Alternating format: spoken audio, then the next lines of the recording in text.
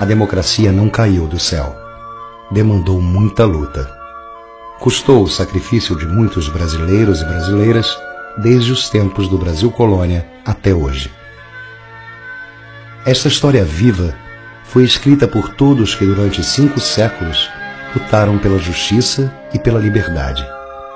Por índios como Sepete e Araju, por negros como Zumbi dos Palmares, Lucas Dantas, Luiz Anaim e os líderes da revolta dos Malês. Por Tiradentes, Frei Caneca, Cipriano Barata, Bárbara Alencar e por todos os que lutaram pela independência do Brasil e pela República. Pelos escravos que fugiram em massa das fazendas e pelos abolicionistas como Castro Alves, Luiz Gama e José do Patrocínio. A história da democracia no Brasil foi escrita também pelas revoltas, greves, campanhas políticas e movimentos sociais que sacudiram a República. A revolta da chibata, a revolta da vacina, a greve de 1917, o tenentismo e a coluna Prestes, a luta pela entrada do Brasil na guerra, a campanha do petróleo é nosso, a greve dos 300 mil de 1953, a comoção popular no suicídio de Getúlio Vargas, a eleição de Juscelino Kubitschek, a construção de Brasília e a interiorização do desenvolvimento. A vitoriosa campanha da legalidade, liderada por Leonel Brizola, e a luta pelas reformas no governo de João Goulart. Em 1964, um golpe militar derrubou o presidente constitucional. Muitos deram suas vidas para que o país reconquistasse a democracia, entre eles Edson Luiz de Lima Souto, Marighella, Lamarca, Yara Yavelberg, Rubens Paiva, Onestino Guimarães, Helenira Rezende, Davi Capistrano, Vladimir Herzog, Manuel Fiel Filho, Suzu Ângel e Santo Dias. Mais de 400 brasileiros foram assassinados pela ditadura. Dezenas de milhares foram presos, torturados, exilados. Nunca serão esquecidos. Como esquecer os artistas, compositores, cineastas, intelectuais, religiosos que resistiram à ditadura? Como esquecer as grandes passeatas estudantis e as greves operárias de 1968? Ou a resistência armada contra o regime militar?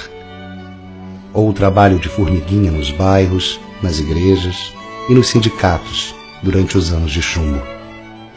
Como não lembrar da anticandidatura do Dr. Ulisses Guimarães, da estrondosa derrota da ditadura nas eleições de 1974 e da ação incansável da OAB e da ABI? Foram tempos de muita luta, da campanha pela anistia, das grandes greves dos trabalhadores, de firmeza e indignação do povo diante dos atentados terroristas promovidos pela ditadura.